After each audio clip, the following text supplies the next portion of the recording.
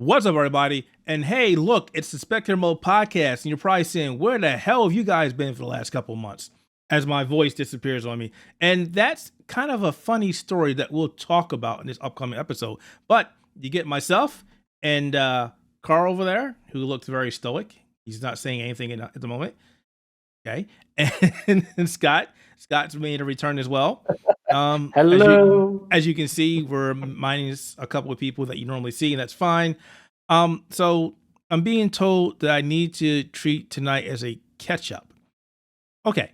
So, as you know, we've done about 140 different podcasts, and I will say that it is very hard to actually keep doing a podcast unless you have a very good staff on hand and you're good at keeping time and being consistent, things of that nature. It's hard to keep a podcast running. And I want to say that maybe a lot of it falls on me for not being there and making sure that the podcast continues. So we're going to try and bring the Spectator Mode back because we all like talking about games and geek culture. And we really like doing the podcast, but it's just hard at times, especially when most of us are in different time zones, like Scott's on the West Coast and Carl's down under. So it's hard to do that. Plus, of course, work kicks our ass in real life. So we haven't given up on the Spectator Mode Podcast. We all love it. That's why we got to 140 something episodes. And we will try to do better. We promise. I know a lot of people have been asking me, hey, where's the podcast? There it is. There. So Now we're done. We're done. We're back. We love it. We're thankful that we're still around here, and we're thankful that people still care about the podcast. Things will get better, trust me. That said, I know there's a lot of stuff happening this week, and something that happened today was the Grand Theft Auto 6 trailer that dropped. And I know a lot of people here are very anxious to talk about that. So that said, our buddy over there, Carl, who wants to talk about this so very much, and Scott, take it away. I'm going to say I'm not a big fan of Grand Theft Auto. It doesn't mean I don't care about the series. It's just when I played the game, when I played 5, I played on the PC. And as you know, if you tried to play that game on the PC, the first year was atrocious. You couldn't play. It was unplayable. It was terrible. So I gave up. Watch, are you seriously going off as I'm trying to do a podcast? Could you not do that? So I got rid of my watch. No watches were harmed in the making of this podcast. No watches allowed in this podcast room. Go away. That's it, guys. Kick it away. Grand Theft Auto 6. So, yeah, at the time of recording, the trailer dropped probably about 2 hours ago now. I don't really want to go into the description. Most people by this stage have either seen it, or if you haven't seen it, you can always go over to our YouTube channel where I do a nice little reaction video. And hello. I haven't seen it. Well, you haven't seen the trailer reaction either? No. Yeah, I know. He doesn't even support his fellow man. There you go. I literally just came back in like a half an hour ago from taking my car to the shop. I told you this, man. So, and I can't watch it now because it'll mess up the podcast. Well, we wouldn't want to show it either because YouTube doesn't like people. You know what? I'll watch it on the TV. I'll watch you on the TV over here. You guys keep going. I'll watch it on TV. It's not a very long trailer. Yeah, it's only about like two and a bit minutes long. Yeah. It is very. It does still have that same. It's basically we're going back to Vice City. We have a new protagonist who's come straight out of jail, and it just looks like basically everything that people remember from Vice City mixed in with a lot of Florida man, as people are saying. It is a very Floridian trailer for the most part. We're in Florida? Nah, I can't. Florida, man. Nope. Yeah, we're gonna take the GTA 5 of destroying aliens and bring it up to GTA 6 where you're destroying crocodiles instead. Yeah, pretty much. There is looks like there's going to be a heavy social influencer mechanic in it. There's bits and pieces that like I basically go very much into what I think will happen in the reaction video, which you can see on this very YouTube channel. And yeah, it's just one of those things where it's like we finally got the trailer. It's been 13 odd long years or whatever it was whenever Grand Theft Auto 5 came out. Now we finally have Grand Theft Auto 6. And it's like, right at the end, it goes, coming out in 2025. What'd I tell you? You got What'd I tell more you? than a year to go. I was like, so a little context. We were working on our most anticipated games of 2024, and Carl's like, I'm gonna put Grand Theft. I was like, no, it's not gonna come out. Trust me. He's like, we'll just wait and see. Yeah, Sorry, I was hoping, I was actually hoping late 2024. Obviously, Yeah. that's not going to happen, but it will be coming out in 2025 as Keith finally gets around to possibly playing the video on his after he's yelling at his TV in a minute because I can see it, all the reflections. Maybe I'll play Grand Theft Auto 5 while we're waiting for 6 out. I mean, you could probably finish it a few times by that. Yeah, which version of 5? Because it's come out on just about everything. I think the only thing that has more ports of it is Doom. Yeah, probably Doom. Wait, Skyrim didn't beat it? No, Doom wins. Wow. Doom wins a lot. They got Doom running on a pair of earrings, for frag's sake. I saw that. But yeah, with Grand Theft Auto 6, I'm looking forward to it. I quite like the storytelling aspects, as long as they keep that as the main focus, is telling the good characters, good story, plenty of action. Don't push this social narrative junk like, Saints Row did. Because we don't want to replay that. They are twerking in this video. Yes, they are. What the hell? Yeah, that would be the social media aspect of the video of the game that is going to be in it. There's Keith watching, going, "What the hell is going on?" Yeah, it's gonna be interesting to see how they integrate modern conceptualities to the Florida as well as just to the Grand Theft Auto experience itself. Yeah, because it definitely looks like they're trying to modernize it, and that's gonna be a very interesting outtake. Yeah, which I really don't want, because the good thing about Vice City was that it was very much stuck in that late 70s, early 80s, that style and that story and everything else was really well done. I don't see a modern Florida Vice City really being that interesting, to be honest. No. I feel like we need Josh here, as he is a man from Florida, to explain to us what the appeal of a modern day Florida would be. Josh doesn't like living in Florida. How about that? He does not like Florida. The appeal of being in Florida is in GTA 6. You're gonna be in Florida, but with guns. That's not too far off. Except you're missing a giant chunk of the state belonging to a mouse. Yeah. Mind you, if they could incorporate that into Grand Theft Auto 6, give us a Disneyland equivalent right in the middle of the map or something. that would be interesting. Cost you $250 to walk in, and that's pretty good. But can I be the owner of that park though now? No, that's a different game. That's Theme Park Tycoon. It's a completely different Darn game. It. But yeah, I gotta say, it's the first podcast I've actually watched something while we're talking about something. That was pretty good. But I was just like, wow, this trailer is very cinematic, overproduced. No. It just full of things that probably will not happen in the game. Yeah. All things that happen now that you're seeing in the game. How about that? Oh, you call it a timepiece of its era? No. Yes. That is it. That is it right there. I'll be honest with it. There was a lot of bits and pieces that I point out in the reaction, like the way that they do a flock of flamingos flying, and a very packed beach with people umbrellas walking around and all that type of stuff. Where I'm even with today's graphical processors that are in the PS5, the Xbox Series X, even PC, you can't render that type of graphical fidelity and keep a frame rate stable at the same time. Scott, yeah. Scenes like that, I'm going, I doubt that they're actually going to be in the game to that degree. I think you're saying it definitely feels it's more of a cinematic trailer than a gameplay trailer. He's calling it Spider-Man Watergate. It's what he's calling it. That's what he's saying. That's ain't calling exactly it- what he's saying.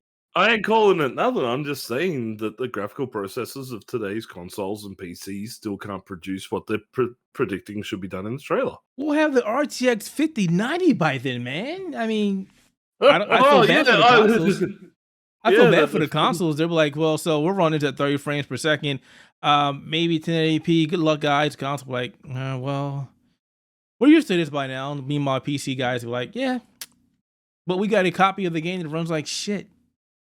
Yeah, that's the interesting thing is, you note that in the trailer it talks about having a PS5 and Xbox Series port, but it doesn't talk about a PC at all.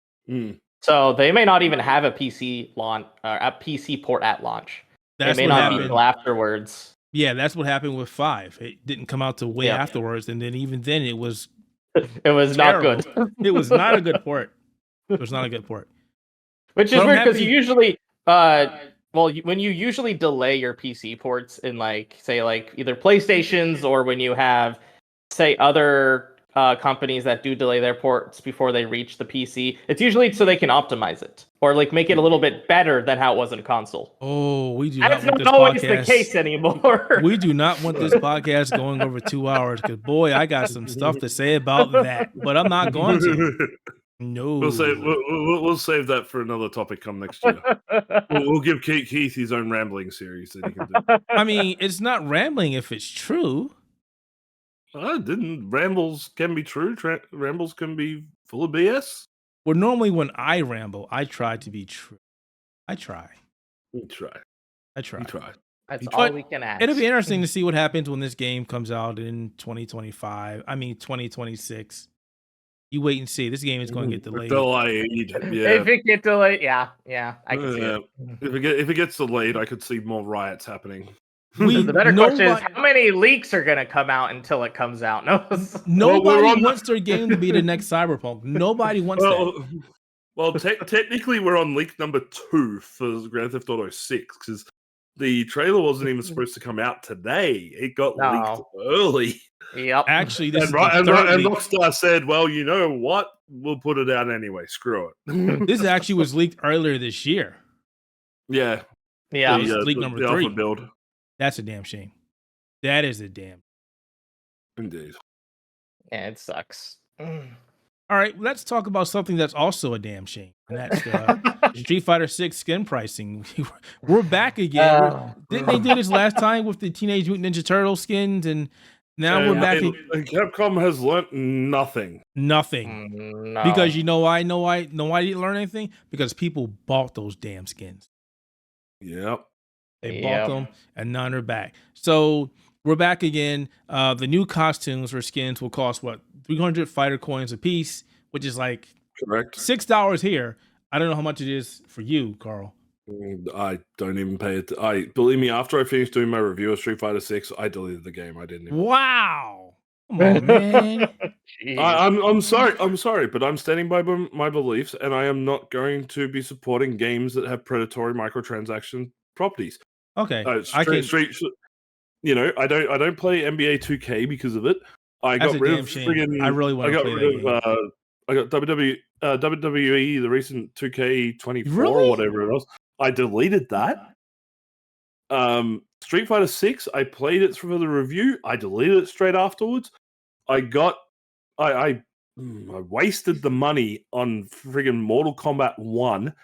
I played through the story. I did the review. I deleted it. I refuse to support companies that have predatory microtransactions in their games anymore. I am done. Now listen, folks. This is the shit that he's talking about. And this is a guy who loves his Mortal Kombat, who loves his wrestling games. Mm-hmm. And he's kind of offensive for Street Fighter as well. He kind of likes Mortal Kombat. I've been playing Street Fighter since day one, man, and that's been my jam.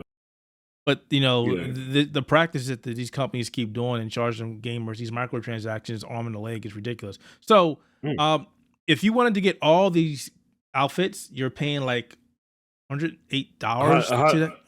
something like about $110 for the it's about 100. It's about the amount of fighter coins to buy all the skins, and that's ridiculous because some of these skins look great. Some of these look amazing, but I'm not. Not worth it. I'm not doing it. I'm not doing it. You will not be able to grind the amount of coins that you need to buy these outfits in the time that promotion is going to be available. Yep. And that's where the companies get you in this type of situation. That's ridiculous. Is that not only if you buy the fighter coins, like you can't just buy 300 fighter coins for an outfit. No, you got to buy a pack of what, 1,300 or something. Or yeah, they hire up like the packs you can access to. So yeah. It's not so good. even at your base pack, say your basic, what is it, $7 to $10 or whatever for 1,500 fight coins. You if you can buy a couple outfits, then you're left with 200 coins, and that's where the hook is. It's I'm so close to getting that extra 3 that I just need 100 more coins. I can get one more outfit. Oh well, I might as well buy another small pack, and then it accumulates from there, and you find that you spend more money. And if you go to grind it, well, the way that the currency comes through on the games these days is so minute that you're not going to get more than maybe 1 or 2 outfits in the time the promotion's available. So you go, oh well, because of FOMO, I'm going to have to spend $100 to buy it. Can we talk about FOMO for a second? Because the spy cross, what is it? How is the correct pronunciation? Spy cross family. You just call it Spy Family. Okay, Spy Family's got a collaboration. Yeah, they've got a collab coming out next year, and that's going to be even worse. That's going to be a repeat. That's going to be a repeat of the Turtles fiasco. Yep. The anime fans are going to just eat that up, and it's going to be terrible. Absolutely. There's going to be so many people wanting to play as Anya. Yeah. But the thing is, it's like for every person like me who wants to stick by their principles and go, I'm not going to support this stuff. There's 1,000 people who go, yeah, just here, have my money, have my money, have my money. Yeah, exactly. And that's what annoys me the most is that these predatory transactions happen because people enable it.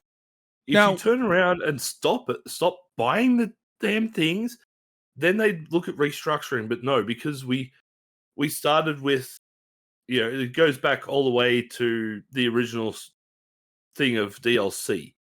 We used to be able to go out, we'd buy the game, it was a finished product, you got stuff through unlocks, not by buying it. Then if a company wanted to expand upon it, they released an expansion pack, a whole new game. I miss those days. You would go and you would buy the expansion pack. Well, the expansion pack became DLC.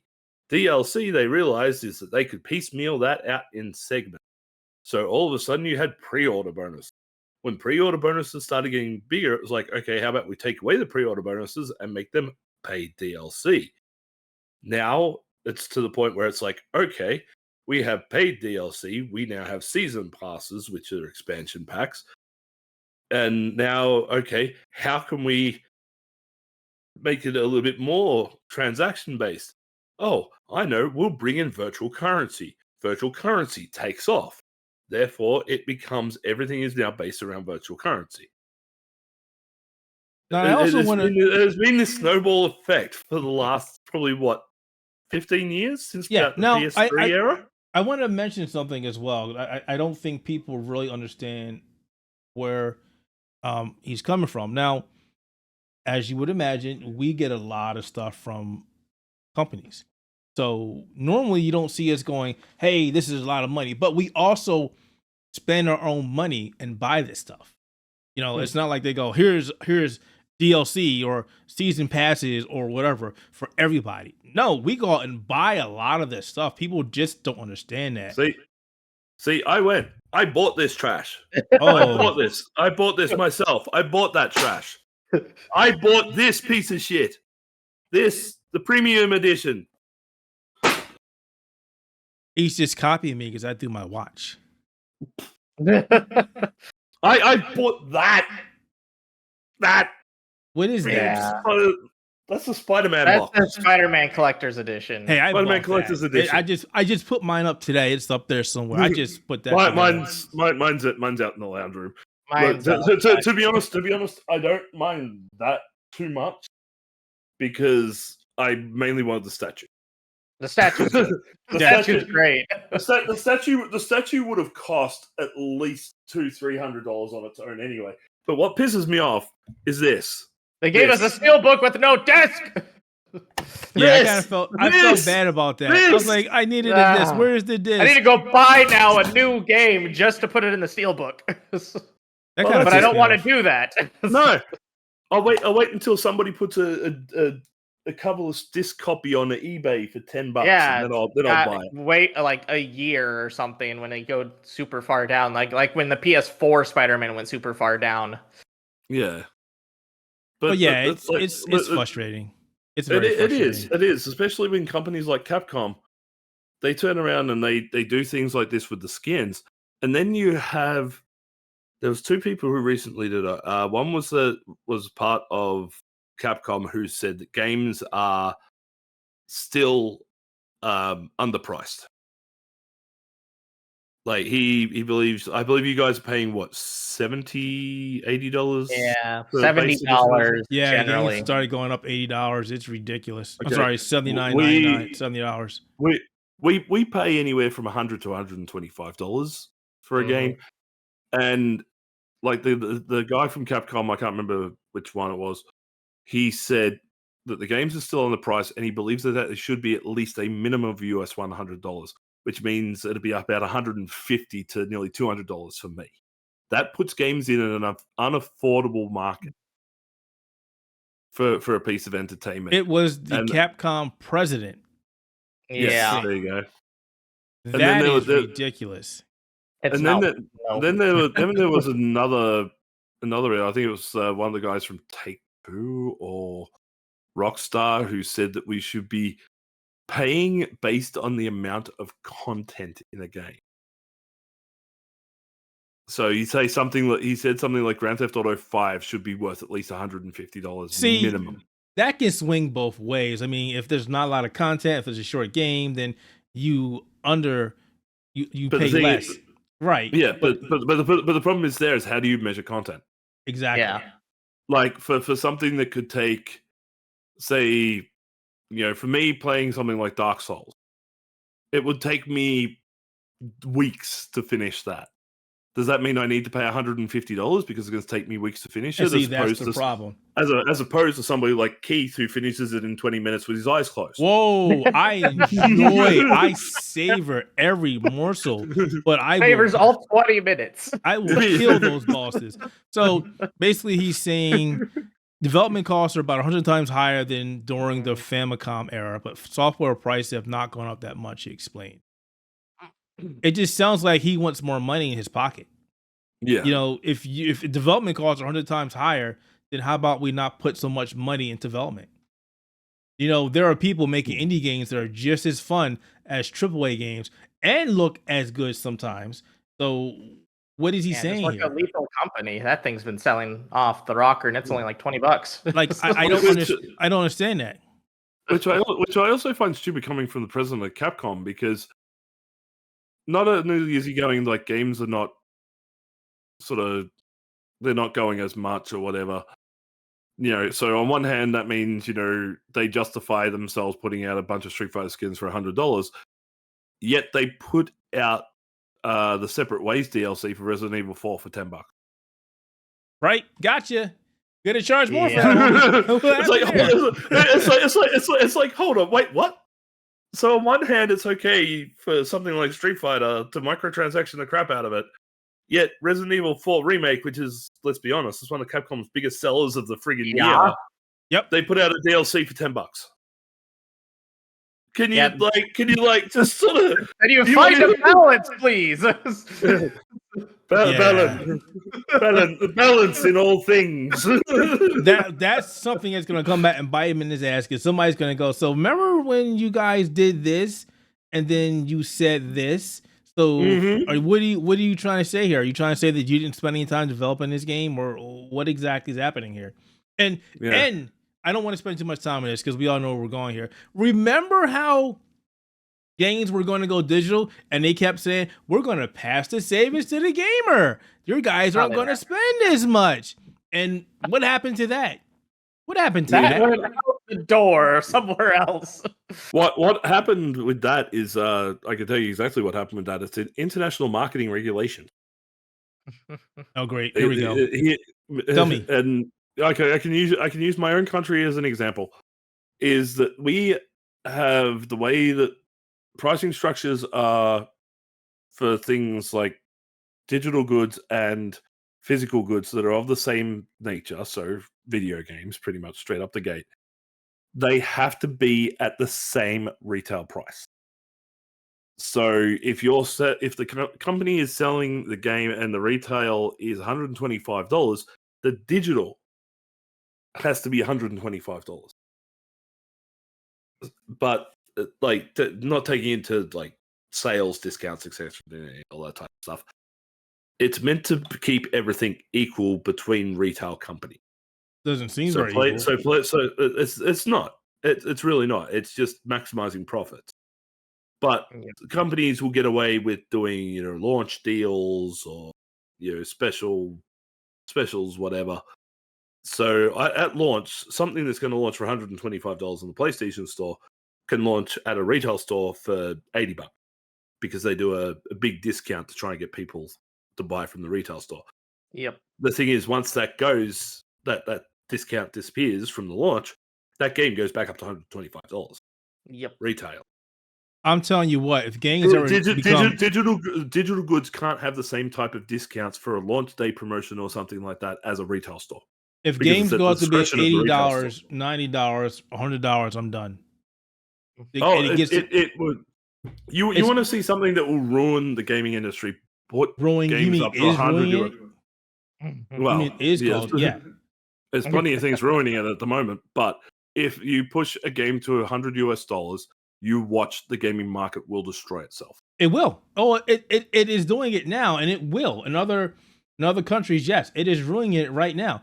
If you know what, it's let these big executives and management start saying we need to charge more for these games, and then people go, I can't afford it. I'd rather pay my rent and get food and pay for transportation and everything else than play a game. And watch and see what happens. Hey, look, I was looking at selling my PS5 the other week because, well, frankly, I need the money for other things. I will happily sacrifice my gaming in order to make sure that I've got food on the table and a roof over my head. Yeah,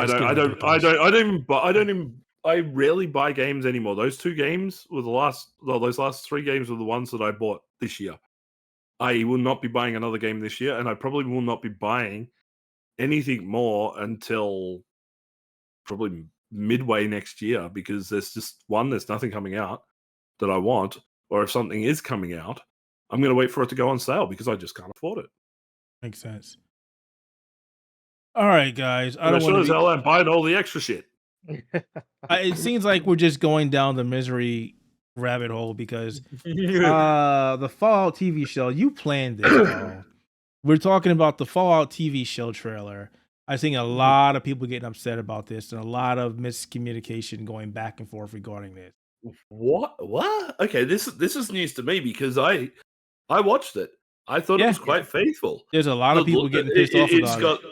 It's got the look of the Fallout games. It looks very much like 3, which is one of the more popular ones in the series. Yeah. You've got the vaults, the costumes look great. You've got the mutants, you got the robots, the settings looks like a nuclear apocalyptic Wild West.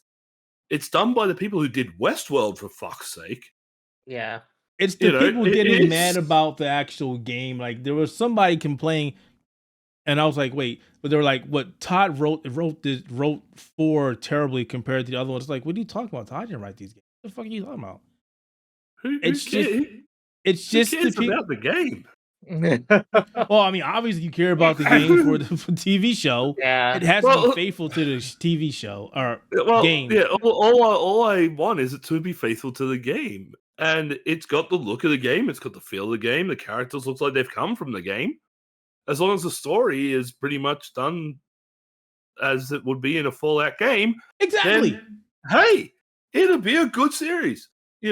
I'll even watch stuff that I don't like the game of. I am not a fan of The Last of Us. I watched the shit out of the TV show. I am hyped. I am hyped for season 2. Wow. Did you watch it was Halo? a well-written story. No, I did not. Because there is too much Halo media out there to try and work out what is what. Did you watch? Yeah, I was gonna say Twisted Metal. I watched Twisted Metal. I love Twisted Metal. I love that. Show. I'm sorry, but Will Arnett and Samoa Joe doing Sweet Tooth was just like chef's kiss. That was beautiful. We need a season 2, but we need a season 2 definitely. So I want you guys to discuss your Fallout love. I have not played a Fallout game. No, Never. I haven't played one since finishing New Vegas. New Vegas was my favorite one. I liked 4 plenty. I like 4 fine. I just feel like there's too much in the game that I didn't do anything that I really wanted. I didn't get too far in 4. Like with 4, I got it on the PS4. I played it. I literally got outside the first sequence, outside the vault. The game crashed, corrupted my save, and I went, nah. That's understandable. Yeah, so I haven't gone back to try and play 4. I did try and play, what was it, 76? Oh, yeah. And I played that for about 10 minutes and went, nah. I'm good. That's if I want to play anything, I'll play 3 again. I'll play New Vegas again. Play 3 or New Vegas again. I mean, I felt New Vegas a lot, but I think I just like the world that they did in New Vegas because of how like they worked with the politics of Vegas alongside everything. I liked 4 plenty enough. I liked having like the robot that would follow you around and discuss everything for you. I honestly love just like the concept of Fallout itself, of just like seeing the world in a nuclear wasteland and trying to like pick up the pieces of society to see like them at both their worst and their best at the same time. Yeah. But also, we don't have to deal. I mean, you still have to deal with some corporatism, but you don't have to deal as much with corporatism as you do in today's world. No, but the thing is, even with Fallout, you had the themes of tribalism, of political, the political right versus leftism, or whatever you want to call it. Yep. And that's a big thing in today's media, is they love to pull the political cards. They love to make it an allegory for the past couple of years. With the orange Cheeto Man and everything else. And and word is like Fallout is going to be in that type of vein for the TV show, and it's probably one of the only TV shows where it will actually work. Yep. in terms of the world and everything else. So I'm guessing you're looking forward to this. It's going to be interesting. I'm going to give it a go. I'll give it a shot. I feel like it's going to be worth the watch, even if you don't necessarily appreciate the things that are going into it, just because it's going to have so much visual just how the visual aesthetic is. And just like some of the characters that they show in the trailer are actually kind of cool looking too. So I think it's something that's going to be worth watching. No, that's definitely going to be something worth watching. At least a lot more than the recent Doctor Who episodes anyway. But that's a different story. I'm just reading more about it. Yeah, this is a topic I'm not very versed on. I am sorry. That's all right. Don't have to be versed in everything. Yeah, that's why you have other talking heads on the show. Exactly. Oh my god! Plus, if they get like a good use of how the power armor works, that's going to be looking really cool in live action. Dude, the one shot in the trailer where they've got like 4 power suits working side by side. I'm like, yes, bring that on. Yes. I just want to see I also want to see a football nuke launcher, just once. That means we'll be able to see in live action like Nuka caps. Yeah. Yeah, I can actually drink the bottles of Nuka-Cola I've got sitting out in the lounge from about 5 years ago. When I went to E3 and the Nuka-Cola. I was just thinking about that. Will they bring that back out? That'd be actually pretty cool. I bought. Well, I didn't buy. I was actually given 2 bottles of Nuka-Cola when I proposed to Rachel at PAX a few years ago, because that was when they were doing the promotion. And the guy is from Bethesda, came up and said, "Congratulations! So you have a couple of these to celebrate." It's like, hey, we lost your audio, bro. We can't hear you no more. There you go. Lost you for a second. But yeah, as I was just saying, I got a couple of bottles for free. It was fun. and I've still got them. They're sitting on the shelf out in the lounge room. But would you drink them? Not these days. God no. It's no. If you want the ones that you want to do the do it for a drink, my wife has 2 bottles of True Blood still sitting out there from the TV show. My wife loved that TV show. I couldn't stop her from watching that. She has a thing for vampires. I don't know what's going on with that. Oh boy. Oh boy. So we got some Fortnite here, and we got a buddy here who's been playing a lot of Fortnite. So Fortnite is pretty much going into everything. I'm surprised the game has not fallen due to its massive weight of every license that the game has, but it's still going. It's the only thing that's got more licenses for useless junk has been Funko Pops. Wow. But we just with Fortnite, I'll keep this nice and brief. I like some of my Funko Pops. Recently, the Fortnite community went through a month during November, which was known as Fortnite OG, where we went back to the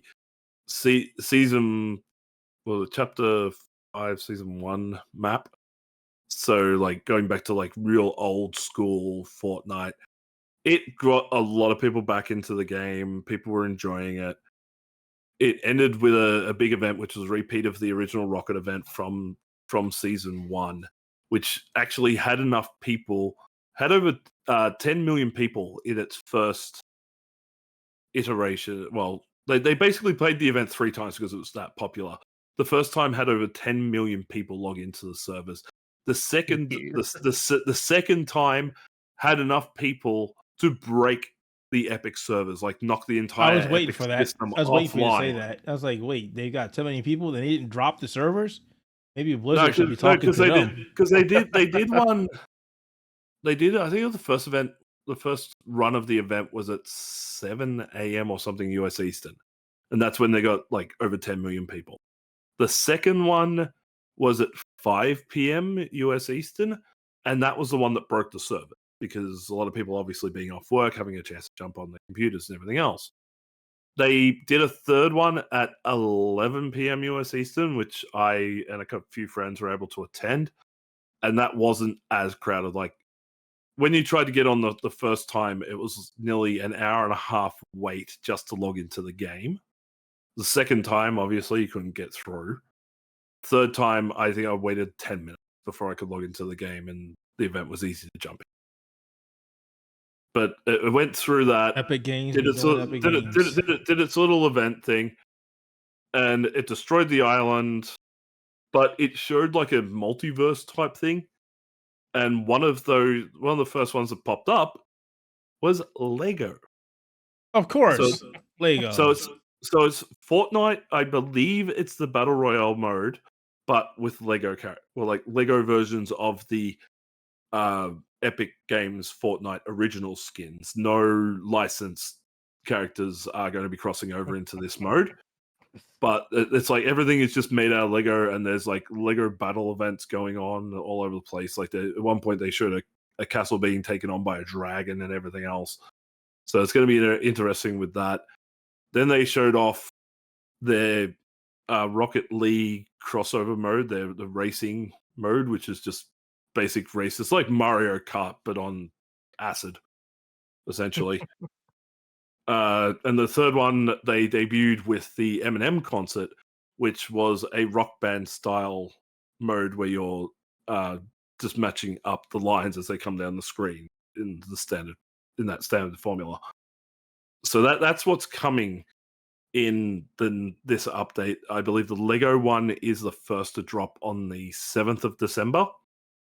The new season called Underground is out now and is playable. Played a few games with some friends last night. Enjoyable. But it was well, that's because you didn't play. You didn't invite me. You didn't install it. Maybe I should install it. Maybe you should. Maybe you should. I'll install it.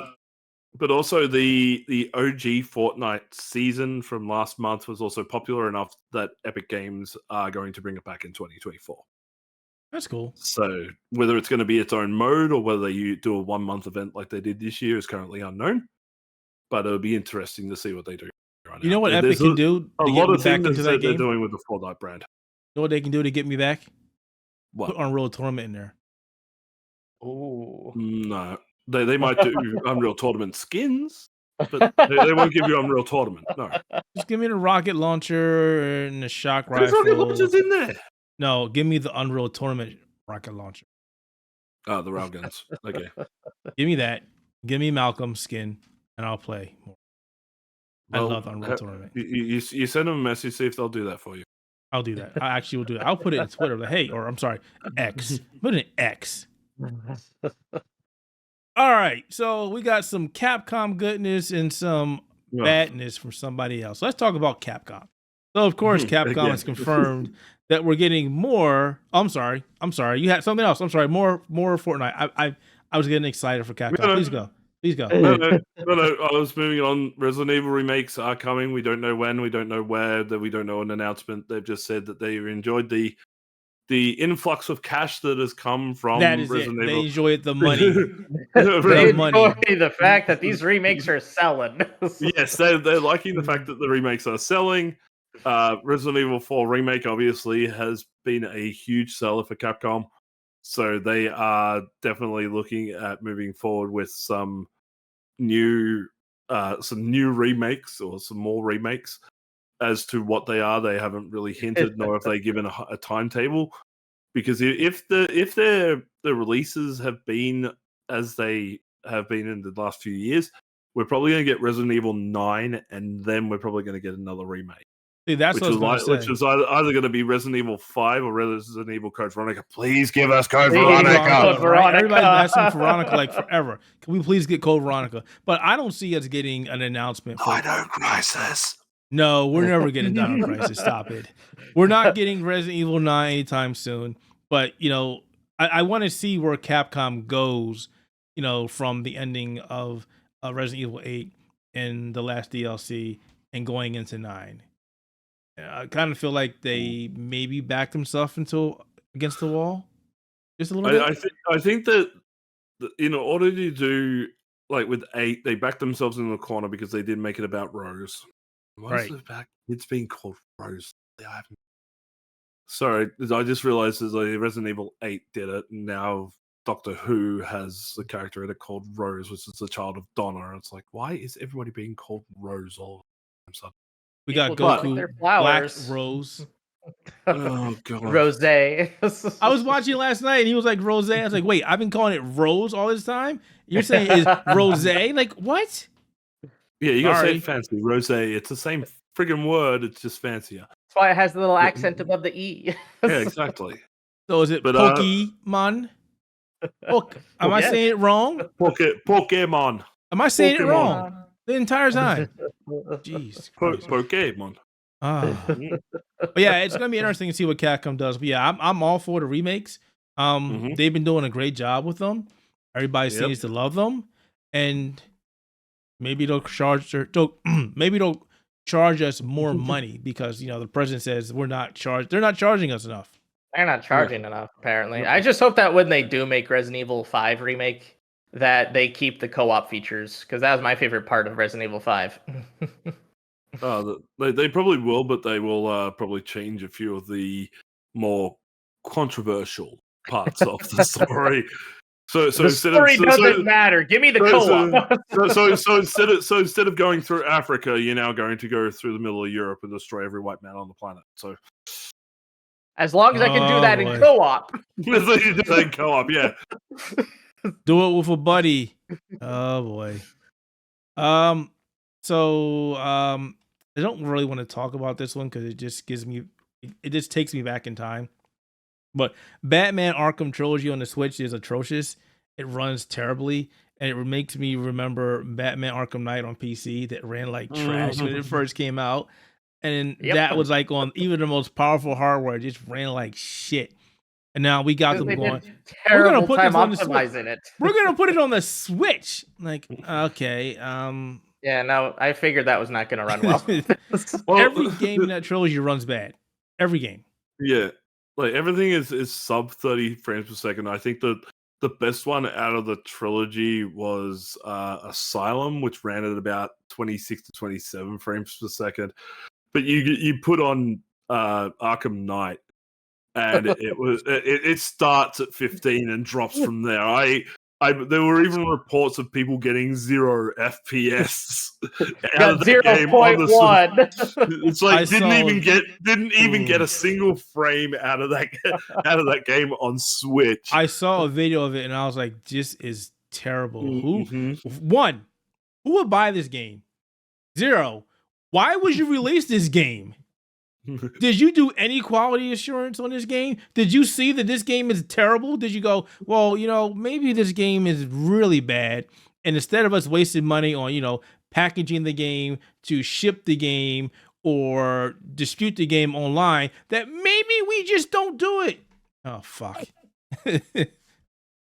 Honestly, I almost think they should. Do I need to explain? Do I need to go on another rant? When I posted your review on N4G, and I had a lot of people going, "This game isn't that bad," and I was like, "Are you really kidding me? Are you really saying that right now?"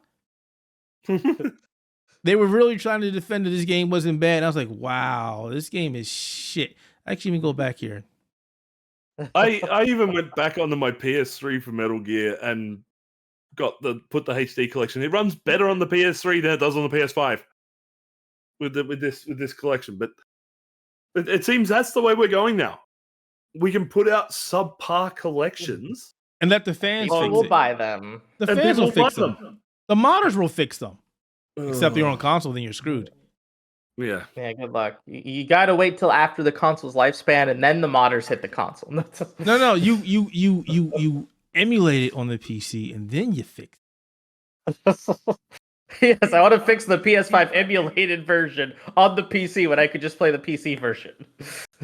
Yep, pretty much. I mean, but it's like, and I hate to do this, and I really don't want to say this because I know that we have members on our staff that aren't going to be happy with what I feel in my heart as a gamer is that we have hit the point where the Switch needs to become irrelevant and needs to be either we need a Switch 2 or we need a Switch Pro or something with a bit more oomph under the hood.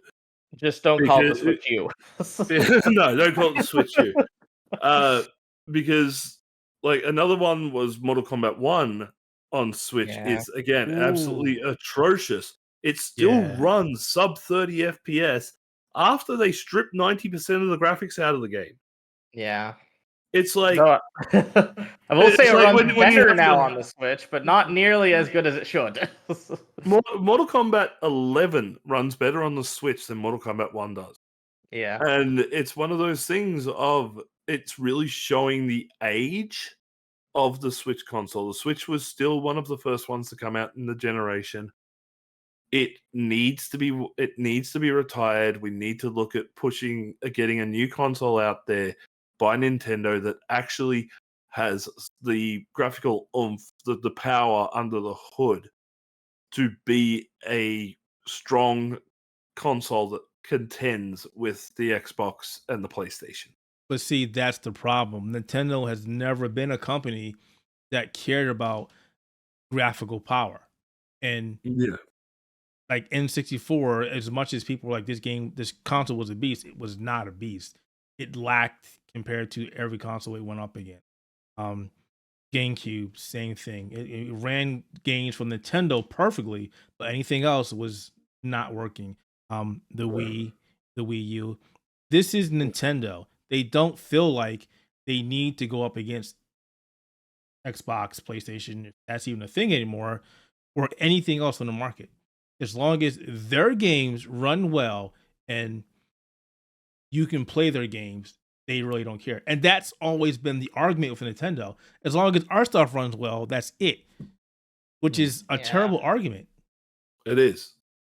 It is. But- Well, Nintendo can put out some absolutely graphically stunning games that run, really well, 50, 60 FPS, stuff like that.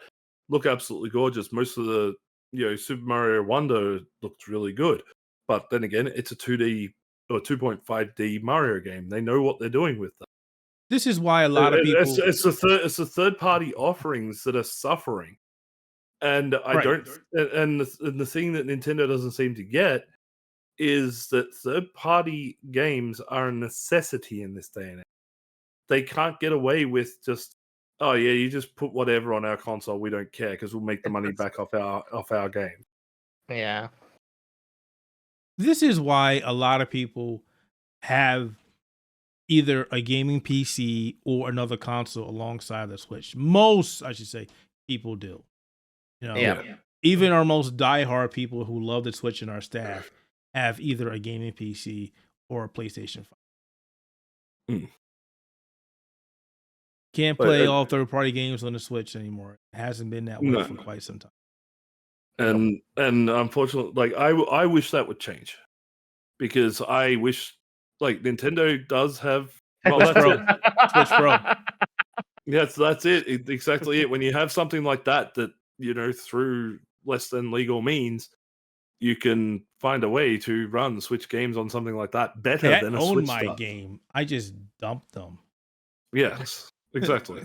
Yeah. There's nothing wrong with making backups of your own games and then playing them on different devices. Exactly.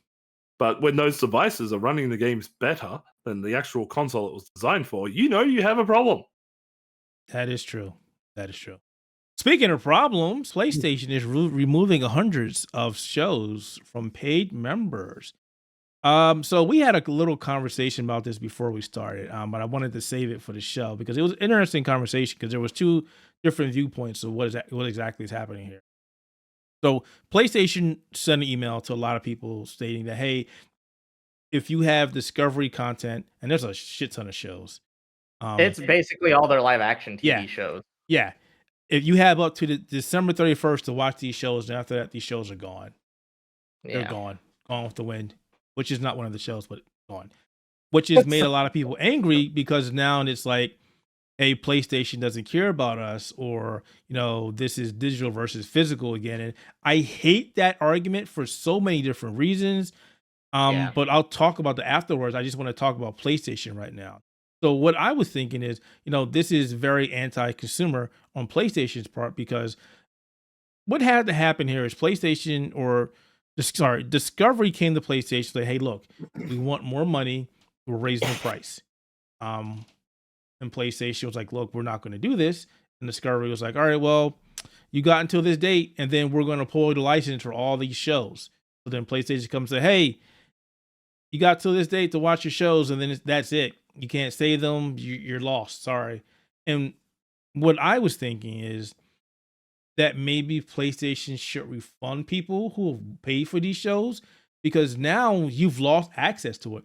Yes, when we buy something online, we're paying for a license, for access to a license. But once we don't have access to something anymore and we can't get our money back, it feels kind of bad that maybe they should refund that money or some of it. I was thinking about what happened with the Google Stadia. I don't know if I lost Carl again or not, but I feel I get where you're coming from, and if we're in an ethical world, then yes, you would be 100% correct in the way you're speaking. If you lose access to a content, whether it's through licensing or whatever, you should get your money back. However, there are those pesky terms and conditions. Yeah. Once again, that they're put forward to you when you download an app or sign up for a service or whatever. They will clearly state that should content be removed for any reason, you are not entitled to a refund or partial refund of whatever you paid, etc., etc. Right, and that's what I was saying. But that's the problem with the system at the moment. By paying for a license can be removed without any reprisal. But there are also other companies that go, you know what? You did pay for this. We pulled it away from you. We understand. Here's your money back. There are many companies that do that. Again, the biggest example. Google Not much Stadia. not much. Yes. Okay. Google. Yes, but that's gaming content. Mm-hmm. You can still access the Discovery content. You just have to do it through a different method and pay whatever, which is I think Discovery's Warner Brothers or whatever it is. Yeah, they're Warner Brothers. Well, Yeah. Discovery. So now Same you go. thing at this point. Yeah. So you go from paying PlayStation, now you got to pay Warner Brothers. That's all it is. Maybe Warner Brothers could offer, say, hey, if you had this on PlayStation, then we can offer you a discount or something off your subscription. But the idea of getting a refund from something like this, no, not And that's gonna the happen. problem. Which And is so- the big problem, and So- that's why I just sit here just going, yo, Yeah, we know. a pirate's life for me. So Yeah. and that causes things like that to happen when good people go bad, or when you have people going, you know what, I paid all this money and I'm getting screwed. Down with digital because digital is now bad.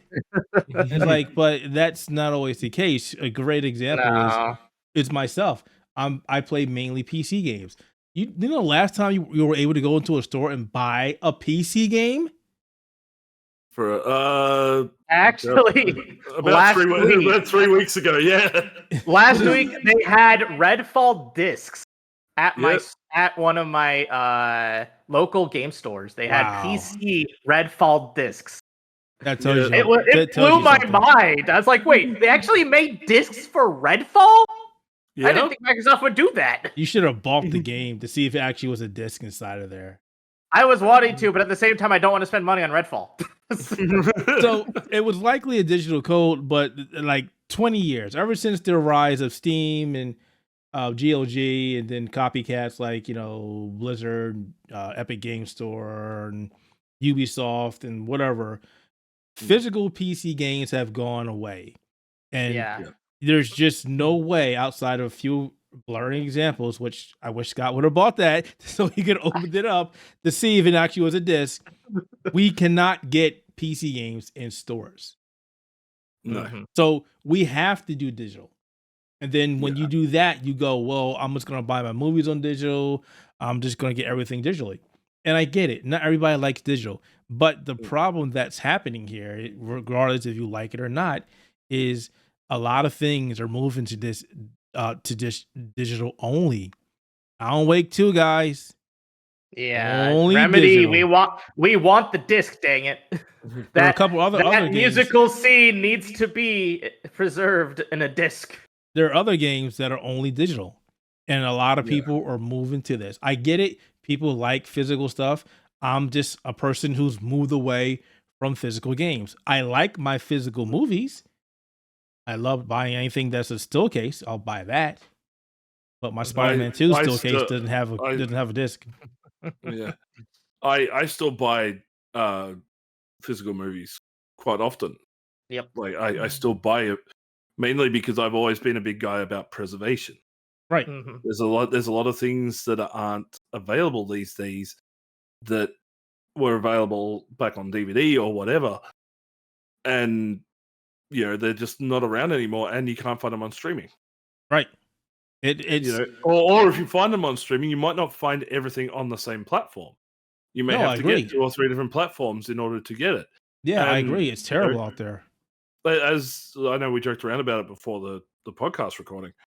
It now costs more to cut the cord than it did keeping the cord. This is crazy out there now. Like before I went to YouTube TV, I was using what the hell was it? PlayStation View, which I loved. I love PlayStation View because I can watch my TV. Now I gotta pay YouTube TV, and then if I want sports, I gotta pay sports. I gotta pay extra for HBO. I'm paying way more than I ever did watching cable TV. Way more. And then if I want to watch stuff on Netflix, or I gotta watch stuff on Disney Plus because stuff is moved from Netflix, or maybe a Disney movie is not on Disney Plus, it's on Netflix, and I'm like, what the hell is going on? It sucks with it this way because of how licenses are all over the place, and this incident in particular is not unique to PlayStation. Discover's been doing this all year for various digital storefronts of removing a lot of their TV shows to put them on Macs. which is like their streaming service. They want all of their stuff to be only under their own umbrella. So just be aware that this is going to be happening to more places now. It's not just going to be PlayStation. It's not just going to be like Voodoo, who already have it. You're going to be having problems with the digital media because not the digital itself. It's about the corporations who are basically utilizing loopholes in terms and conditions, utilizing a lot of problematic situations that they have control over.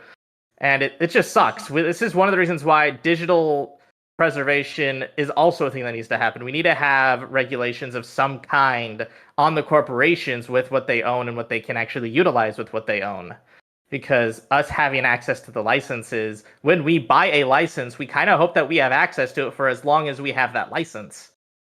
But with situations like the PlayStation Discovery thing, that's not going to be the case. Once the 31st rolls around and it ends, you're no longer going to have access to all your Mythbusters episodes that you bought on the PlayStation Store. But basically, I was just saying is that we need to have more regulations on digital license ownership, on a fact that we need to actually have access to it if we do something that is known as like a buy a license. We can't just have the ability to have a license revoked just because someone else loses access to it. Oh, agree. And that's going to be a problem and that's until also this gets situated. And that's also become a problem in the gaming space as well. Think about the people who had a Nintendo Wii, who had a 3DS. They closed the stores. They still have access to their licenses. They can still download what they've purchased. But eventually that shop's going to close too. Yep. Same thing with the PSN. You know, they've you can't really get anything through the PS3 nowadays. You can still get whatever you got a license for, but eventually that's going to shut down as well. The digital realm is not infinite, and that's what a lot of people think it is. They think could be everything. Well, it could be, yes. If people cared enough, it definitely could be. But the problem is they just don't. They don't care. Nobody's playing these games anymore. Kill the servers. Oh, we moved on to PlayStation 5, 6, 7, 8, 9, 10. Nobody wants PlayStation 3 games. Kill that server. Kill the service. Yeah. That's not cool. Meanwhile, you have people like me who are sitting on a gigantic pile of PS3 games and a hard drive with quite a few extras that, you know, I will utilize that because, well, if they don't want to give me access, then I'll find access in other way. And that's the unfortunate side effect is that there are some people who will go sail the digital 7 seas to get what they want. You do what you want with your content, and if you get caught and you suffer the consequences, that's on your head. Exactly. But I know the risks that I am taking within my own country's laws by doing what I do. It's funny that you say that. A risk, and I do that with all the risk and onus on myself. It's funny that you say that because it comes down to a point where if you try and do that, and then obviously you say, well, I owned it, but you don't because there's nowhere to get it from. Like, we're losing places in this country where Best Buy has said we are no longer going to carry physical movies. Yep.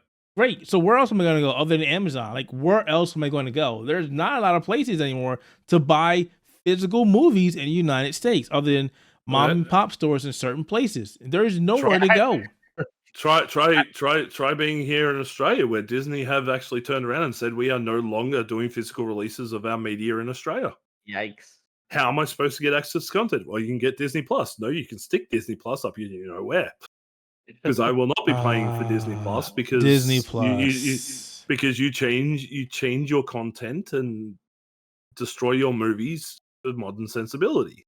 Disney Plus. That's And I don't care if you recently got Doctor Who. I will not get it. I used to get it on free-to-air television for free until this year, until Disney took over the contract. So screw you, Mickey Mouse.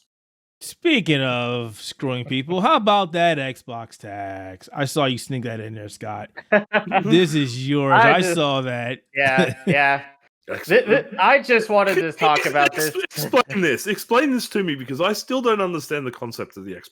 Take it away, Alrighty. So the concept of Xbox tax, at least how it's basically described on the media front of like where people are ever talking about it, is basically because Xbox now owns a property, therefore the access of it is lessened. So when people are saying like Call of Duty, Modern Warfare 3, if it wasn't owned by Xbox, it would be doing a lot higher, which could be a possibility. It could be something that's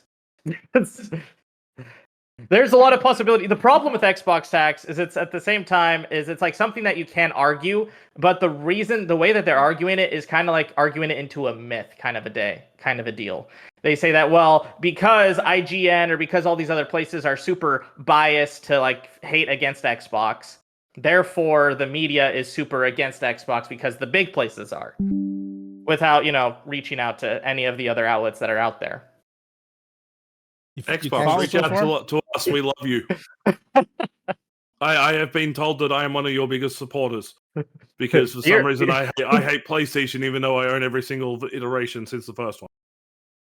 Yeah. So this mainly is a big, like, I guess like a Firebird word of a clickbait headline word. Whenever you talk about anything on Twitter with Xbox, it just deranges now into Xbox tax itself.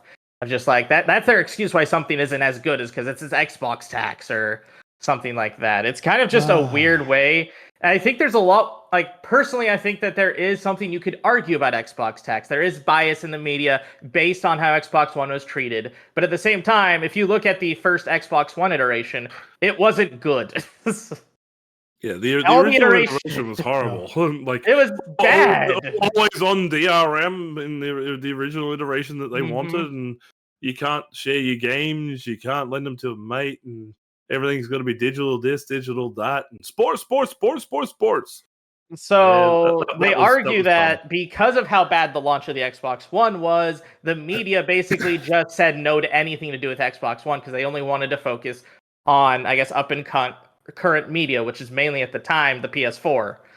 And the Xbox One eventually did get better with the Xbox One S, the Xbox One X, when they started focusing on backwards compatibility, when they started focusing on bringing preservation into their games.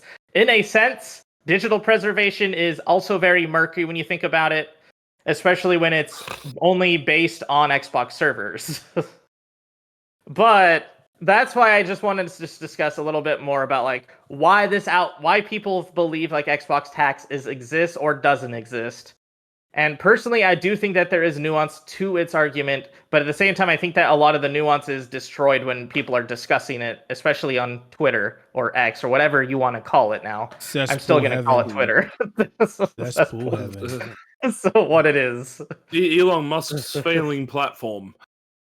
But like from one of the things, like I have seen the term Xbox tax pop up quite a lot, and it seems to have gotten a lot more prevalent with the Starfield release. Yeah, and Starfield not appearing at one of our future topics tonight. Yeah, no, it's on there. It GGAs. just didn't get Game of the Year. Well, that's the thing. With it not being up there for Game of the Year, everybody's going, "Oh, this is the Xbox tax at work," because it wasn't. Not only was it a game that came out physically, but it was also came out on Xbox Game Pass. Yep. And the fact that something comes out on Game Pass seems to be something that is used against the game. If it comes out on Game Pass, it's something that's used against it. That it's like, oh, the because of Game Pass, the sales aren't as high, or it won't rate highly or whatever because you're essentially getting it for free.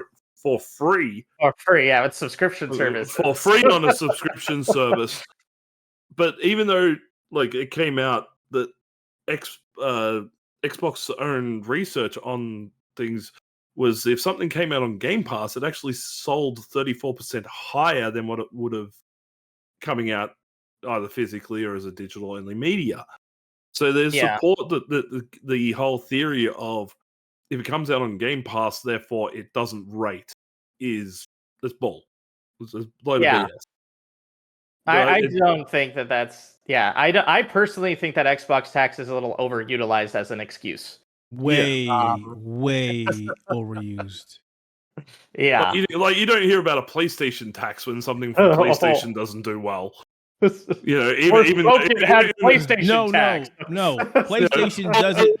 PlayStation never doesn't do well. You shut your Xbox mouth. PlayStation always does good. Or if people are paying more for PlayStation Plus, and the games are coming out on PlayStation Plus. They don't do bad because of they're coming out on there. No, they're doing better because of this. And... Yeah, don't you know how bad Kino was? No. Yeah, if they put Resident Evil 4 on PlayStation Plus, it sold twice as much. Yeah, whatever. It's just a terrible term that people just keep using to bash Xbox, and it's just once again the world of tribalism pops up again, and I hate it. Yeah, console wars does not really help gaming. Maybe you could argue it did in the Sega and Nintendo eras, but nowadays it just feels like those were some of the best eras of gaming, though. That was the best.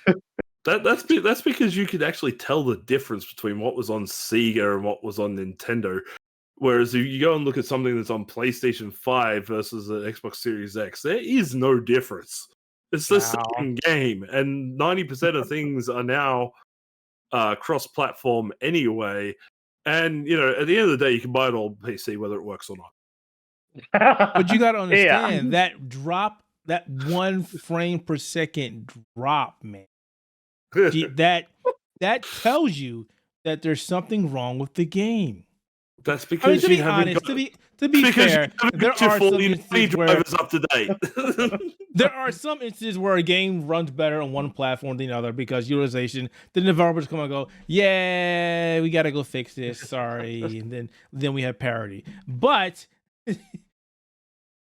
I'm one for not liking the crap that's happening in the gaming space. And anytime I get a chance to tell somebody they're a moron for saying, hey, this plastic box is better than this plastic box, because at the end of the day, neither company gives a crap about you. I wish you would stop. Go play what you want to play and leave the other person alone. Why is it such a big deal? As much as I love the PC, I'm not going to go say, your Xbox sucks, buddy. You want to play on Xbox? Joe, play on Xbox. I don't care what you play on. It's only got 12 teraflops. But Keith, as a PC owner, you should be telling everybody that consoles suck, because that's what your preferred gaming system is. And if they aren't playing on your preferred gaming system, then they are wrong. If you're not part of PC Master Race, you're not a part of the gaming atmosphere at all.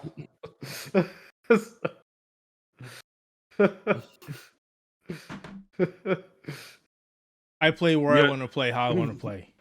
Yes, but the thing is, a lot of people aren't like us, Keith. Not everybody will own everything under the sun like most of us do, and that's fine. Still play what you want to play. Which is why tribalism is created. Because people have to justify to themselves that what they have picked is the superior way to do things. It's the same thing in thinking. If you don't think the way that I do, the thoughts that I have, then you are wrong. And if it doesn't matter whether you're factually correct or anything like that, or what you do is what you enjoy, it is what I say that is my personal beliefs, that is my way of thinking, that is my experiences. Me. I am the bubble of the world, and everybody must agree with me. Oof. That's that's why the PS3 is the best gaming console of all time, and there never will be anything better. Damn right. I love. I'm sorry. I will actually give you that. I know you were joking there, Scott, but I will tell you now. I still spend more time playing on my outdated little PS3 than I do playing on my PS5. Why? Because the games were actually better. They might not look graphically superior, but they focused on things like storytelling and good characters and good action sequences. Hell, even PS2 and PS1 do that better than modern PS5 games. But then again, I'm an Xbox whore. Yeah, you are. Play what you want, where you want. Stop this with this nonsense. I mean, geez. For everybody that says that Redfall is a terrible game, all right, Keith, I'll play some video games, okay? I'll play some video games. There you go. You forget the fact that, there was also Godfall, and people forgot that game for a reason. Yeah, we don't talk about Godfall. What about Golem? Do we talk about Golem? But it was everywhere, wasn't it? Wasn't Golem everywhere? Golem used to be everywhere until Kong took its place. All right. So we're gonna talk about. You know what? Screw you, Carl. I saw that. God. Can we? Did we add something after that? No. Oh, Yeah. The great debate: Goku versus Superman. So we got another. I put that in there as a troll against you. We got another. We haven't got the 7,000 hours to talk about that bloody thing. Yes, we do. We got another death battle where Goku is fighting Superman yet again, but this one is more of a playful fight. It's not a serious fight. It's basically death battle going to say, "Hey, look, this is Goku at his best fighting Superman at his best." And they're backing off their data like they always do. And while I thought the art was great, I did have some issues with some of the fighting. Like we talked about it in Discord. Like Goku is a battle strategist. People don't think that he doesn't think and fight, but he always thinks and fights.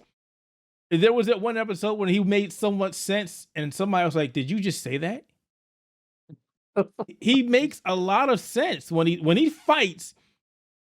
That's what he makes a lot of sense. He's a terrible father. He doesn't know how to live by himself. But when it comes to fighting, Goku is a genius. And then you have Superman, who is basically DC Comics. I can do no wrong. There's nothing that can stop me. I am the ultimate character. It doesn't make a difference what you put in front of me. I will destroy it one way or another, unless you take away the sun from me. Or you put kryptonite in front of me. No. You got to remember, he's fast enough so he can destroy kryptonite, and he can see a sun in multiple galaxies far, far away and get there before you even think about it.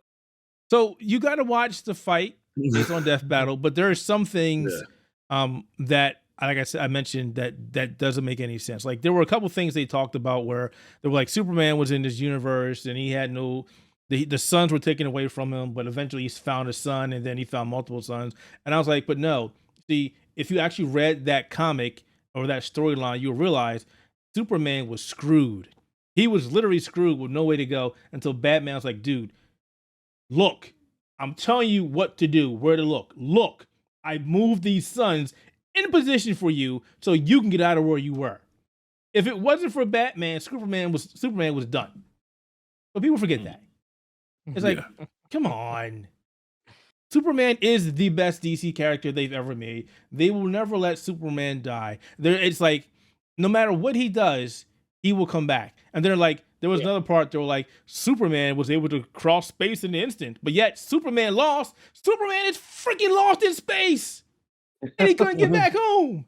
What are you talking about? He doesn't know his directions very well. What? And he's like, I'm losing my power because I can't get near a sun because I don't know where I'm going. Hello? What are you talking about, guys? Superman has a lot of weaknesses. And he needed a suit to breathe in space. And they negated the whole magic because like ki blast energy is not magic, which technically is in a way. It is a form of energy manipulation akin to magic. Yeah. It was a good fight. It was a good fight to watch. Yeah. I love the animation, but yet again, once again, it's Death Battle being Death Battle. And as much as certain members of our roster don't want to admit it, these guys pick and choose their winners. They don't base it all around facts. They put the facts to coincide with who they want. Okay. Yeah. It's and even they say it themselves in this particular episode. Is how can we treat everything like this as fact when fiction is open to interpretation? And that's the biggest thing. Because fiction is open to interpretation, you can interpret any part of any fictional media in any way you want to see it. And if these guys want to say something like, hey, Superman can overcome his weakness to magic just by pure willpower, then that is the interpretation of the fiction. Yet every Superman comic and show that I've seen, the second Superman gets hit by magic, he's screwed. Interpretation of fiction, Keith. Because in one single instance in all of comic books, he was able to do it. then that means it's possible at all time. Interpretation of fiction. It's one of those hard things to understand, especially for like Superman comics, because there is such a vast things to like pull from when it comes to it. And that's one of the reasons why when you look at a lot of like the death battles for comic book characters themselves, they generally are on top because they have so much canon to pull from. And so you can usually find anything to counteract something else that this other fighter can do. And that's kind of the thing with Superman. That's also like an issue with Superman himself, is that they always have to have Superman exist in DC in some way, shape, or form. So Superman will always find a way to overcome things that even he's weak to because he has to exist. Yeah, Superman is essentially a walking Deus Ex Machina. He can do anything, he can be anything, he can overcome anything because the writers need him to do that. And that's been a fundamental flaw of DC writing for 50 plus years.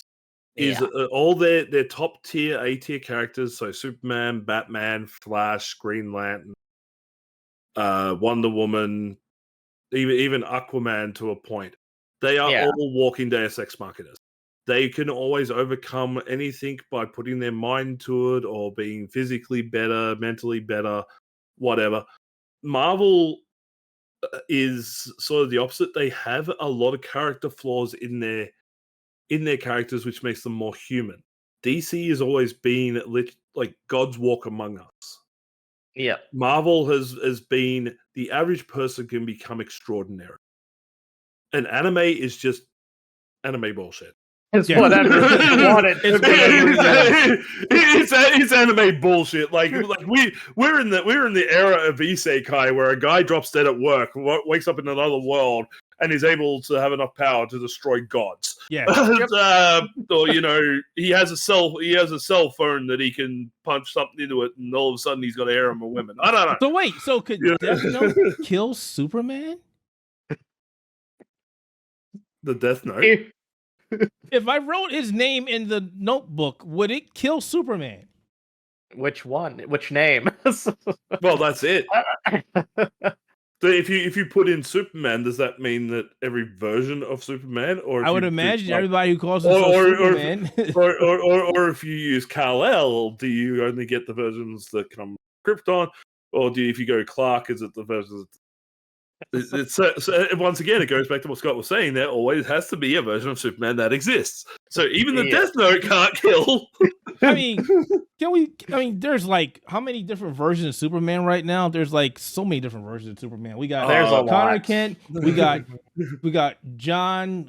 We've got those two kids from World now. We've got Supergirl. We've got Power Girl. We've got the Chinese guy. I don't remember his damn name. See, and again, that's the annoying thing is they have diluted the name Superman so much. Yeah. By having so many different characters and so many different characters with the same power set. Like you go back to like even the 90s, which I hate to bring up Crisis on Infinite Earths. Oh no. But back then you had Superman, you had Supergirl, you had Superboy, you had Steel, and that was pretty much it. You didn't really you had a little handful of you had Cyborg Superman and stuff like that as well. But the thing is, you didn't have, too, by the way. There are so many different versions of Superman out there now that it has diluted the name Superman to mean nothing. It's just a label they slap on a character with superpowers now. Yeah. See what happened? See, we started talking about this. We do geek culture stuff, guys. We do that as well. But that being said, Peter Parker is Spider-Man, Miles Morales, and Miles Morales. Oh, jeez. Unless it's Dr. Octavius Spider-Man, then he's Superior Spider-Man.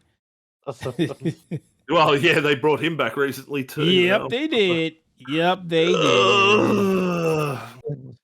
a Spider-Man. And then we got Rup Pep or whatever the hell his name is. The Demon Spider-Man. Yeah, he's gone now, thankfully. What are you looking forward to the Game Awards show and Game of the Year predictions? How many copyright strikes are we going to get on the YouTube channel by putting up trailers? At least 7. I would not. Actually, no, I don't care. They'll just do it. Screw it. I don't care. We didn't get any last year, did we? We got a couple of. I think we got about 5 claims last year. Here's the shit I'm talking about. Now you got me up. mad. Because, see, IGN can put stuff up and it's fine, but smaller people can put stuff up and it's a problem. That stuff needs to stop. IGN doesn't rule the goddamn world. I had to catch myself there. GameSpot doesn't rule the world, guys. You know, easy access and wherever else is out there. No disrespect. But you guys don't rule the world. There are other people that are trying to do what you are doing. So why is it YouTube constantly keeps the smaller people down? That you did that to anger me, and it worked. God, that is so annoying. Poke. But as far as game of the year, poke. Can I tell you if I just don't care? I don't care at all. You know what I'm really excited about is Old Gods of Asgard showing up to do the Alan Wake musical. That's all I care. I don't even care about that. I'm sorry. I could care less about this show in general. Like we'll be covering it. Don't get me wrong. The Outerhaven will cover it as we do everything else in the space, and that's why you should go to the outerhaven.net. But like we'll get the trailers up as we can because we get sent stuff during the event. But and that's the other thing. They're sending us stuff to put up. Mm-hmm. But the main thing is like with this, and it's become more and more obvious with each passing year, is you can tell that this is a bought and paid for award show. This is just nothing but a glorified advertising blitz for a certain handful of games. I wish they'd just be honest and just have an entire show of just a showcase. Like the Game of the Year awards is like cool awards, but it's not really that much of awards. Okay, so wait, let's go back. Let's go back to the Game Awards because I do want to hear you out. Hear what you said.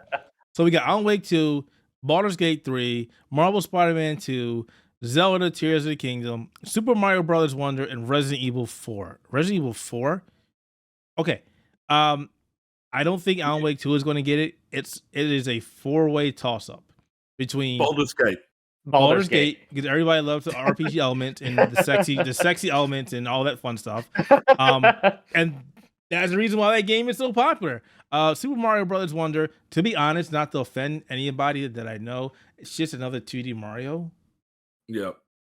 And innovative 2D Mario, but it's a 2D Mario. And I'm sorry, but Tears of the Kingdom was just the whatever the hell the last one was, just Breath of the Wild. Breath of the Wild 2.0.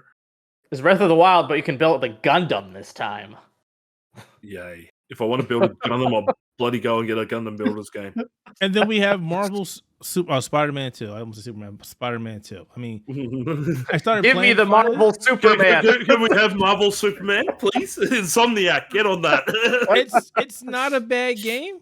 It's a great game, but when you compare it against Baldur's Gate 3 that everybody and their mom is pretty much playing, and that is available on multiple platforms. Almost everything. I don't see Baldur's Gate 3 losing. I don't see that losing. It's just not happening. Baldur's Gate 3 for me is like it's stuck at number 1. Everyone else is fighting for number 2. Yeah, the best way that I've seen with the Game Awards, I'm clicking through now off screen, is I look at how many times a game is nominated for different categories. Yep. Baldur's Gate 3 is in pretty much 90% of the category. Yep. So it's going to come down to pretty much 2 games. Alan Wake's going to get a lot of stuff. Baldur's Gate's going to get a lot of stuff. It's coming down to those 2 games. The fact that they have the musical guest being the thing for Alan Wake makes me think it's going to hit number 2. Because I wouldn't count out. Because whoever had the musical performance has never won Game of the Year. They put that in as a nice extra promotional piece. And Cyberpunk, as much as like it may get something, like it may cop something. I think wasn't it like one of the musical awards or something. Either Was that, it? or I think it's even an RPG or something. Well, no, it's not in best scores or music. Well, Yeah, we it's in a don't few have categories. too much further to go. We're almost at 2 hours or hour and a half. Mm. So let me just ask you a couple categories because I want to see what you guys think. Best adaptation, Castlevania, Gran Turismo, The Last of Us, Super Mario movie, or Twisted Metal. I'm thinking The Last of Us. Yeah, I want to say Mario just because of how big it did at the box office, but I'm gonna go The Last of Us because whoever is in charge, Jeff Keighley and his mates, whoever are in charge of the Game Awards, they love The Last of Us in every way, shape, and form. I'm gonna say Castlevania. Okay. I'm gonna be the dark horse. You do that. Okay. Best multiplayer: Baldur's Gate 3, Diablo 4, Party Animals, Street Fighter 6, or Mario Brothers Wonder. Baldur's Gate. Yeah, Baldur's Gate. Hands down, Baldur's Gate. No Remnant 2 in there. I'm gonna have to go bang some heads. You'll see a video about that coming up very soon. To be honest, if they were gonna do a real honest multiplayer award, they'd have something like what is it? Something company, Lost Company. Like basically they would Leave Company. The Lethal Company game. Yeah, that. Yeah. See, stuff like that has been played a lot more on things like Twitch in a group setting this year than even Baldur's Gate. Yep. But because they don't like to really address independence outside of like an independent award, those games don't even register, which is a shame. Speaking of a best independent game, this is one of those shouldn't be there.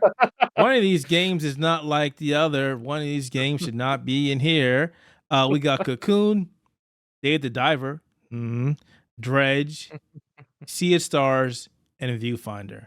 That's very not a very good independent game. Oh my god. I'm voting for Sea of Stars. Yes, that's a great game. I started playing that not too long ago. Oh my god. But I'm going to say this, and I don't think this is fair. Everybody has stated that Dave the Diver should not be in there. Even the developer of the game said this is not an independent game. So if the developer can say, hey, my game is not an independent game, why is it still there? Because they don't know about any other indie games that came out this year. Yeah, and I don't really play indie, so I will abstain from this category. That really... It's a shame. It's a very big shame, though, that Chained Echoes got passed up for it. Chained Echoes absolutely deserved a spot in this year somewhere.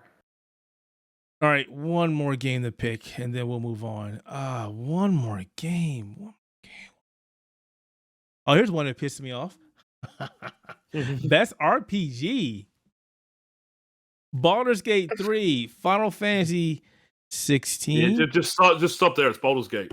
Liza P, Sea of Stars, and Starfield. It'll be Baldur's Gate. Sea of Stars got a good chance here. Sea of Stars is a great game. No, Baldur's Sea Gate. of Stars is great, but I think Baldur's Gate will win. I wish Sea of Stars won more categories. So why is Liza P in there? Why couldn't at least any other game be in there?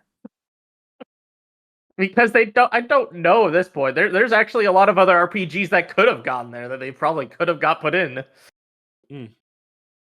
This is a smack in the face to people who like Liza P. It's a smack in the face to developer Liza P. It is a smack in the face to other RPG games that should have been in that place instead of Liza P. Oh, that video is going to be so glorious of me being frustrated. I've got one, and it's something that's probably, hopefully this is not going to be a dead obvious category. We'll see. Best action game. Oh no! Armored Core 6, Dead Island 2, Ghost Runner 2, Hi-Fi Rush, Remnant 2. See, I played a crap ton of Remnant 2, and that's not an action game. That's the problem. It's not an action game. And the game that I do want to win, Armored Core 6, is not going to win. See, I would probably, like, I don't know whether to go Ghost Runner 2 or Hi-Fi Rush. I played all these games, and there's not a game in here that gave me as much thrill as playing Armored Core 6. Yeah, my 2 picks would have been Hi-Fi Rush or Armored Core 6, personally, too. There's a thrill of picking your mech, putting it together, seeing what works or not, going up against an entire stage of enemies that just want to kill you, flying, going on the ground, trying to figure out your route to go kill everybody. There's the stages is the fun part. It's the bosses that you got to get a little white knuckled. See, there's stuff in these categories which is very weird. I just went into best ongoing: Apex Legends, Cyberpunk, Final Fantasy 14, Fortnite, Genshin Impact. Are you picking... why is Cyberpunk in there for best ongoing? Because they had a DLC. Yes. That doesn't count. That should be best expansion or best DLC or something. It doesn't make sense to put that in the same category as live games, like live service games like Apex, Fortnite, Genshin, and Final Fantasy. No, it's not. It doesn't make sense. Like, now you know how I feel. Which blind alcoholic designed these categories? This is how I feel. This is how I feel. This is where you're going to see a lot of Keith's rage and frustration come out in that video that's coming up. These categories, the nominees, the people who put these games in here need to either play actual games. You know what? Here. Oh, sorry. I got it. So if you go to the right section of the website, it tells you who nominated these games, right? And then you have The Verge, who doesn't do any gaming. They're mainly a tech site. Every so often, they'll do some gaming. But the sister site of The Verge, Polygon, is their gaming site. So why is The Verge and Polygon in there with The Verge not doing many games? Why is Entertainment Weekly on the list? Because they're big names. What the hell is Inverse? Why is Kind of Funny on this list? Why is the LA Times on this list? VentureBeat, The Verge, Variety, Pride.fucking.com, NPR, what the fuck? Maybe we should actually have some gaming outlets, and we're not saying us, but outlets that actually focus on gaming. And that's my problem. I'm not saying these other outlets are terrible, but their main focus is not gaming. And therefore, that's the problem that I have. Okay. Australia's not so bad. We've got Press Start, which is fine. Game Hub, they're fine. Skill Up, they're fine. Despite the name, they're actually a decent gaming site. Survivor is on here. I don't think Steve's done shit in years. No, he mostly just hangs around on Twitter being a dick. But no, he's still up. His website is still being updated. But like, there's stuff in here that I'm even looking at. It's like the Journal de Montreal. Why? You know, it's there are names on this list that have absolutely nothing to do with gaming whatsoever. Thank you. And that's my problem. And they're getting put in here as nomination judges. Right, I'm not, just like Keith. I'm not saying that we should be in there, but there are a lot of sites that should have. Yeah, could you keep it to literally just gaming sites, please? It's a gaming award show. Why is it not just gaming? Yeah.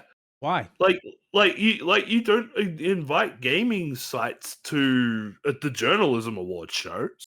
That's for news websites. No, you don't. Why are they being invited to the gaming awards as judges? There's Keith's issue. There's Keith's issue. That's why Keith is upset. That's why I've been upset. I'm broken. I'm done. You're broken. Well, anyway, so this is the end of the podcast. We said we weren't going to go very long, but we've been gone for a while. So enjoy this, right? So games we're looking forward to in 2024. It ain't Grand Theft Auto 6 now. So it's not. Nope. Give me 2 games. Just give me 2. You want 2? If you can't give me 2, then just give me 1. And they have to be confirmed, don't they? They have to be confirmed. Grand Blue Fantasy, Relink, and Final Fantasy VII Rebirth are my big 2. Scott is ready to go. Shit. I got nothing. I'm actually looking forward to Grand Blue Fantasy Relink as well. After seeing you guys play the game, then reading up on the game, I really want to play that. It looks good. There is also an upcoming Souls-like game that I wanted to play in 2023, but it got delayed. Flintlock. I'm very looking forward to that. But I'll pick up your slack. Dragon Dogma 2. That's all right. Give me that. Tekken 8. That is coming out. Yep. The tests have been running really well, so we finally got a full roster, so we'll see what happens when they put the full version out. I was excited for Suicide Squad Kill the Justice League until Warner Brothers started with their "we're going to treat every game like a live service game" bullshit. Because guess what? That means microtransactions out the ass, and guess what? Carl doesn't support games like Souls-like. There's not a lot of Souls-likes coming out in this year, not AAA ones, which is fine. I like to see a lot of indie ones. But when Dragon Dogma 2 comes out, I might disappear. Like his Souls-like game. I've been getting my kick off playing original. Well, I'm sorry, playing the DLC. Since you can't play the original game anymore, Arisen Awaken. So, and I've been having fun with that. There's a lot of story elements that just like, oh, what? But the action, the playing the game, the combat, and that's fun. I love the pawn system. I love it more than the pawn system is fun. It's like, hey, I gotta level all these people. Now they'll level up when you fight and do stuff. They're cool people. All right, great. This pawn sucks. Get rid of him. Find somebody who's better. I love it. I love it. See, a lot of the stuff that I'm looking forward to, it's either like hasn't got a date yet, or it's still in the rumor stage, which is unfortunate. Like I was looking forward to Lollipop Chainsaw Repop. You like that? I have not played that. The first one. I enjoyed the first one. It's Suda 51 being a sexual perv, but fun. It's fun. Have you met our friend Will? It is right up his culture alley, I'd say that. It's better than it's better than Shadow of the Damned, which is Suda 51 on an emo acid trip. But Lollipop Chainsaw, I enjoyed the first one. I was excited for it when it was going to be like a Resident Evil style remake, where they were actually going to remake the game. But they turned around and they said, well, due to time constraints and issues that we're having with the game, we're just going to do a remaster. Gotcha. So it's just going to be a remaster of the PS3 game. I'm like, okay. If I want to play it on PS3, I'll just go play it on PS3. Why would I want to buy it again? Oh, and, why would I want to buy something that's on the PS3 once again and waste my goddamn money on it when it's something, I could just get the PS3 version that I already own? Wait, so Suda 51 and James Gunn are not involved on Lollipop Chainsaw remake? Nope. That's why they've gone with the remaster. That's not good. That's why they've changed it over to a remaster. It's like you can't have the man who made the game. Yeah. Like I would also like to say, like, I would be happy with Metal Gear Solid Delta, but then again, we don't have a release date on that yet. Would you? Would you really? Would you really be happy with it? I don't know. It might be because it is pretty much like something else. Exactly. And who's releasing it? There you go. Abandon all hope. Wouldn't it be nice if Konami was like, you know what, we suck at this game. Can you just buy it off of our hands, please, Kojima? Please, somebody, Kojima, somebody, anybody, buy the Metal Gear Solid franchise and make it good again, please. And while you're at it, buy Silent Hills too. Save us, save us. Team Blooper is working on Silent Hill, and they're pretty decent. So I'll wait. They've been telling everybody to shut up. They don't want people bugging them about the Silent Hill 2 remake now. I feel the same way. Let us work on the game. Leave us the hell alone. But we want the game. You're our only hope. They're adopting old Blizzard's philosophy. It's done when it's done. Oh, thank Christ for that. Let's hope that's the case. All right, moving on because we're almost 2 hours here. We love doing this. We can't wait to do this live. This will be fun. It'll probably be less when we do it live. We got one more thing. Spectator Mode's plans going 2024. Well, more of this. Guess a complete different format, unlike this, where we actually start on time and things don't break. But having the same people back, and yeah, we would love to start having some guests on and having a lot more fun. But we like doing what we're doing here. So expect more stuff, but expect us back. Carl, you will be coming back, sir. I will be coming back as my time allows. As we do say, the international timelines are a son of a beep. So it's as long as I am available, then yes, I will return. However, we do have that little project Keith and I have in mind to try and work together. We will be working together on this come probably mid-January at this point. Ooh, what is it? I forgot what it was. We're going to look at doing the Spec Mode Daily, where either Keith or myself are going to sit down with a topic of the day and put out a video. A very short video, like 5-10 minute. 5 to 10 minute videos. Not 2 to 3 hours. No. So we're hoping to take the idea of doing Spec Mode into sort of a not even a daily news wrap up, or we have a few ideas. We're still kicking around what we're going to do exactly. Like talking about stuff like, hey, I got this brand new controller. I'm like, hey, it just exactly. Or if there's something that's come up in the news that's popped up, it's like, hey, look, there's more Grand Theft Auto leaks, and we'll cover that. Or we may have a top 10 or something, a top 5 we want to talk about, something like that. Top 10 Souls-like bosses. No, I'll never do that. Because I don't have top 10s. No. Well, then you do top 5s or top 3s. I love them all equally. Hey, Keith, you want to get off that fence you're sitting on? It's fucking heading up your ass. I do. I really like a lot of the bosses very equally. I'm not like other people that say, well, this and that and this and that. I've seen a lot of Souls-like lists, and I don't agree with them. I just don't. I like the bosses equally. When there's a shitty boss, I'll tell you. No about that. The shitty bosses I've ever played in Dark Souls. There you go. I give you There you go. Pinwheel. There you go. Pinwheel sucked. Stupid. Hopefully more of this throughout next year. The format and timeframes will still be discussed. We're still working on that as we're getting near the end of the year. But we'll get something worked out. I'm sure. And we'll be streaming more games for 3+ months. 3 more games. I already stream more games. Anyone who wants to check it out, you can. Best thing to do would be to follow me on X or Twitter at the Mace Thing, or jump on twitch.tv /the Mace Thing 2. Are you streaming Metal Gear? I am not streaming. No. not at the moment. Not at the moment. No. At the moment, it's probably going to be more Fortnite. With a few friends of mine, but I do plan to put other games in as we go. I've just got to sort of fix a few things on my end, but otherwise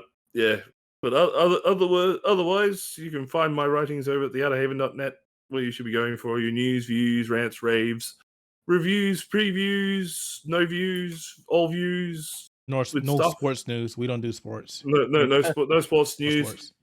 If it's gaming and pop culture, we cover it because we are geeks and we are here for you. Especially And Death Battle. Those are fun. Yep. Those are great.